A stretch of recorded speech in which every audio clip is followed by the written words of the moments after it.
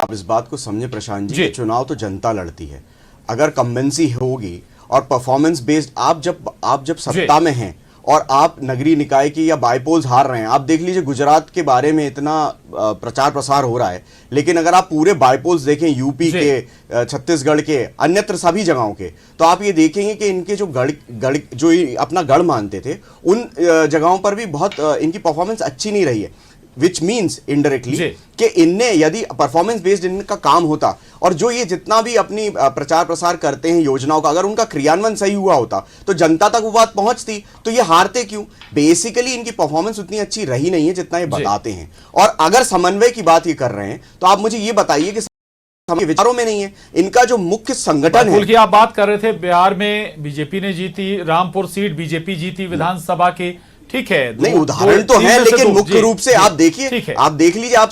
समावेशित रूप से अगर आप उस समंक पे बात करेंगे तो कांग्रेस ज्यादा बाईपोल जीत है। और अगर आप समन्वय की बात कर रहे हैं संगठन में, तो आपके संगठन में कैसा समन्वय है? एक तरफ तो नरोत्तम मिश्रा जी और बाकी मंत्री बोलते हैं कि राहुल जी भारत जोड़ो यात्रा में क्यों चल रहे हैं, भारत टूटा है क्या? लेकिन गुरुवार को जब सम प्रमुख नागपुर में एक बैठक ले रहे थे, पब्लिक मीटिंग एड्रेस कर रहे थे, तो कह रहे थे भारत को जोड़ने की बहुत आवश्यकता है, उस पर काम करना पड़ेगा। तो मतलब अगर संघ ये कह रहा है कि भारत को जोड़ने की आवश्यकता है, तो फिर भारत तो जोड़ने की आवश्यकता है, इसलिए तो राहुल जी चल रहे हैं। तो आप समझिए, अगर राजनीतिक रूप से कोई माइलेज लेने की बात आएगी तो ये कहेंगे कुछ, करेंगे कुछ और। ठीक है, कांग्रेस एक बाईपोल